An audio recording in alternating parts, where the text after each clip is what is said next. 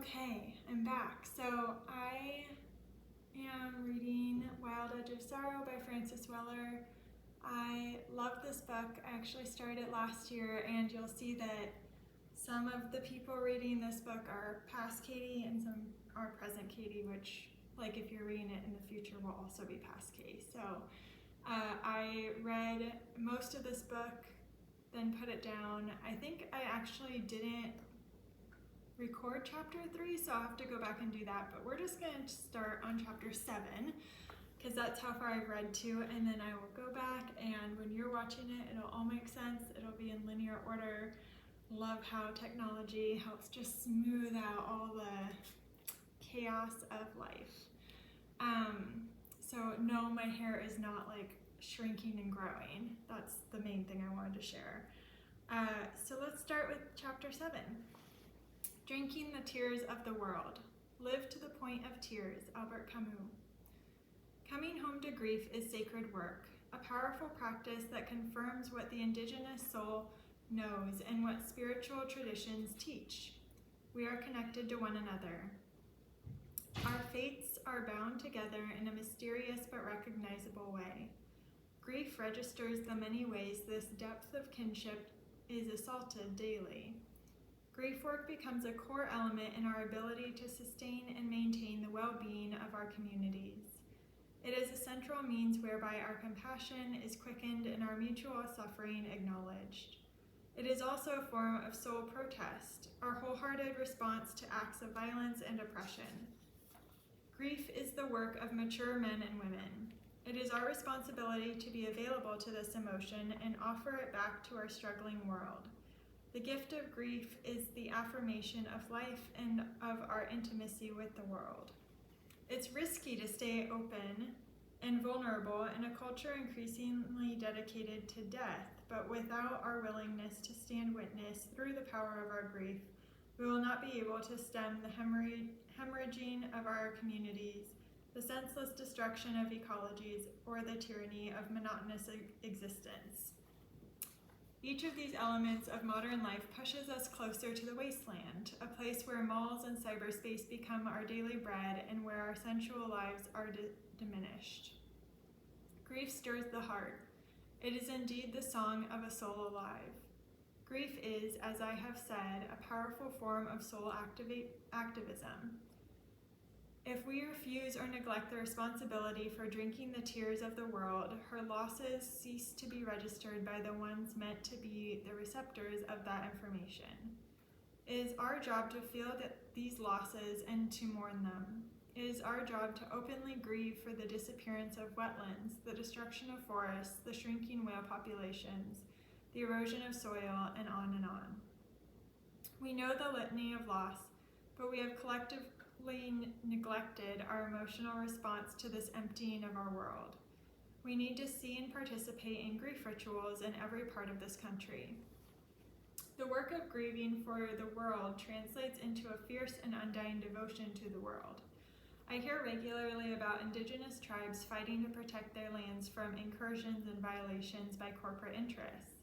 Their activism reflects an intimate and pervasive bond between self and place that leads to an identification with the land.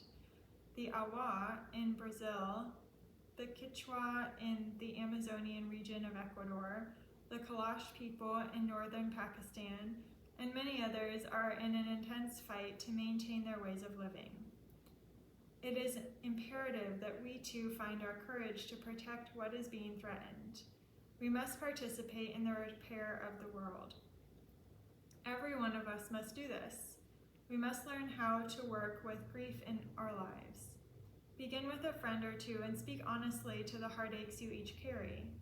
These may be very personal sorrows, or they may extend to the daily losses that we witness in the news. If you feel comfortable doing so, begin with a moment where you and your friends together focus your intention on your purpose.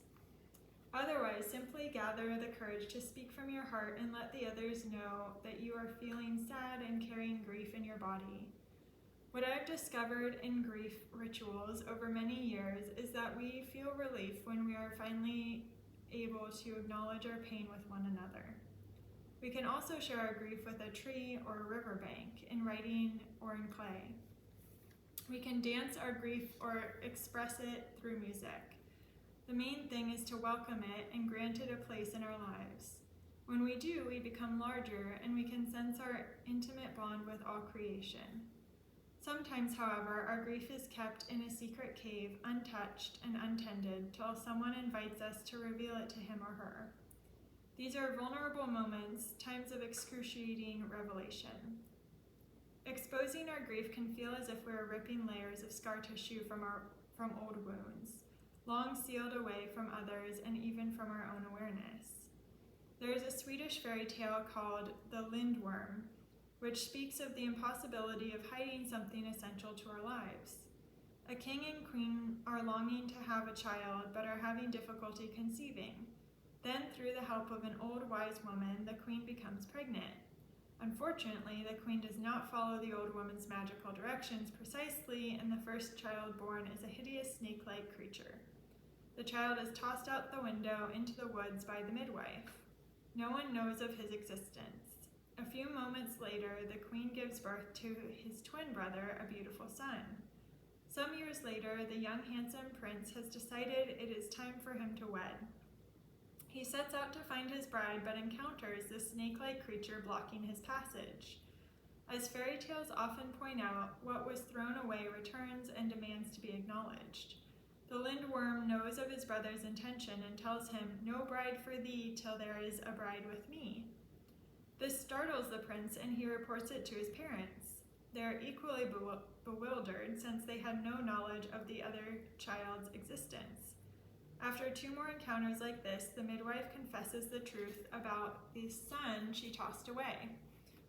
With some unease, the king and queen invite the creature into the castle and attempt to arrange a marriage for the elder brother.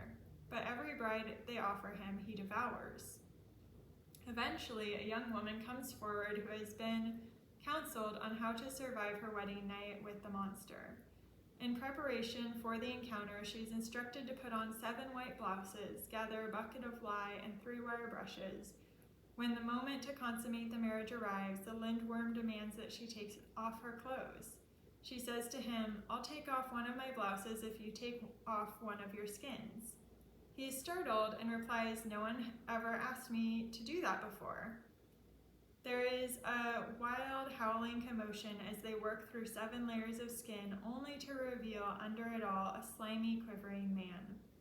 The woman takes the lye and her wire brushes and scrubs his body until he is transformed into a handsome man. Now the real wedding can commence. "No one ever asked me to do that before." The phrase alone carries a lamentation, a melancholy worthy of weeping. Many of us have not been invited to speak of our sorrow, to take off a layer of our skin, to expose a still more vulnerable self, let alone find someone with the devotion and patience to scrub us and risk experiencing the wild expression of our grief. The first time I heard this story, I could feel the pain I carried for the loneliness of my grief, which I had imprisoned deep within me. There it crouched, longing to be seen and touched by another. As we walk this path of grief, we need others to hold us, see us, and acknowledge the truth of our experience, even when they cannot fully understand what we are feeling. Grief is an intensely interior process that can only be navigated in the presence of community. As one of my mentors said, this is the solitary journey that we cannot do alone. Recently, I was asked by 2 friends, Kevin and Ann, to lead a ritual for them. They were facing some potentially serious medical issues and had received difficult and at times confusing news regarding the prognosis. Kevin had been diagnosed with cancer. At first, the doctors offered reassuring comments about the treatment, but later they suggested that things might be more complex than they had initially thought. The push and pull on the couple's emotions was difficult to endure. Kevin lived with the shadow of death over him, and Anne with the gnawing anxiety of losing her husband. For over 6 months, they had tried to manage by themselves, slowly feeling less and less able to shoulder the weight of the situation alone. Finally, the accumulated stress became bruising to their relationship. Like most of us, however, they felt as though they should be able to endure their grief and fear alone. That is the expectation in our culture, but the emotional toll had become too much and they reached out for help. We spoke together several times, preparing for the ritual. They shared their thoughts and needs, fears and wishes for the gathering. They sent word to their community, and on the day of the ritual, 20 of us gathered to be with them. The ritual itself was simple. After a brief overview for the participants, we began with an invocation to include those energies that are bigger than us, the spirits of the place, the ancestors, the mystery, and whatever it is we hold as sacred. Then we invited them to tell us the whole story. It was clear that doing so was difficult. Kevin told us how hard it was to speak of it, how embarrassed he was to expose the level of fear that he had been carrying in his body. He cried as he spoke of feeling betrayed by his body, how he doubted if he would ever be well again. Slowly, with a little encouragement from the circle, he went deeper and deeper into the old story that surrounded the sickness. And as he did so, some moments emerged of seeing through the story and into the present moment of being witnessed and held. At one point, he looked up and said, "I have never in my entire life had this much attention given to me." It was what he needed. When he finished, it was Anne's turn. She shared how much she had needed what Kevin had just done. She had needed to hear him tell the whole story and to have it held by many. As she talked, she discovered that she had been trapped within a deep layer of grief. She had been carrying this worry and fear for Kevin alone, and she said that this imprisonment had made her unable to reach out for what she needed for healing. There was a growing sense that each of them needed to sacrifice something that was held within the old story. I had them leave the circle and write for 10 minutes about what they would need to let go of in order to fully stand in the world as adults who belonged to the community and who had faith in life. When they were finished, they came out and read the statements. They were beautiful and powerful. They knew exactly what they needed to leave behind in order to have the life they wanted. After reading the statements, they burned them. I stood with them and told them, "This is the old life, and it is in ashes. You cannot go back to that. It's over." I then asked them to take one step back from where they burned the papers, and then, when they were ready, to turn and face the community. As they did so, they were greeted by the men on one side of the room and the women on the other. Anne went to the men and Kevin to the women. We sang to them as we tended to them, washing their feet, hands, and faces. They both cried at the tenderness of the attention. It was beautiful. Finally, after this tending, I had them stand and meet each other in the middle of the room as two new adults who have arrived and are able to meet whatever life will offer them, because now they were not alone. After the ritual, Anne sent an email to all of us who had been there with the two of them. It was good to ask for help and good to place our faith in the healing powers of ordinary people doing ordinary things. All we did on Saturday was show up, speak, listen, and make a few simple gestures involving water and fire. We placed our trust in the alchemy of time, attention, and intention, and lo, 24 hours later, we had a family pillow fight and wrestling match. How long has it been since we've had the wherewithal, the family libido for silliness? The spell of crisis, of fixation, and unrelenting stress seemed to have snapped. I detect the sounds and sensations of thaw. As we surrender our strategies of coping, the genuine expression of grief is freed and allowed to enter into the body of the community. There we find what the soul requires for our most vulnerable pieces to be exposed. And it is there, in the sacred container of the village, that we come home. I have found that there is a pervasive hunger for grief rituals. People return year after year to these events to clear the ground in their psyches. Consider gathering a circle of people and allowing yourselves to create your own ritual to acknowledge the collective sorrows in your community. It does not need to be complicated. In fact, the simpler the better. I remember suggesting a ritual for a community in Southern California where a young man had been murdered. The community was in shock. deeply distressed, and did not know how to respond. I suggested that they gather at the site of the killing, pour water on the ground where he had died, and then openly express their grief. It was a simple gesture, but it opened the way to tend to the broken hearts of the participants and to begin to heal the grief that was present in the community. It is important that we take small risks in the arena of ritual so that we can begin to build faith in ourselves. We need to restore our ritual knowledge. This will allow us once again to tend the large and small needs of the soul over a lifetime. When we become overwhelmed by grief, or when we feel it gradually draining the light, joy, and energy out of our lives, that is a time when ritual is the appropriate medicine, and the healing offered through such rituals extends outward as well. Imagine the power of our voices and tears being heard across the continent. I believe the wolves and coyotes would howl with us, the cranes, egrets, and owls would screech, the willows would bend closer to the ground.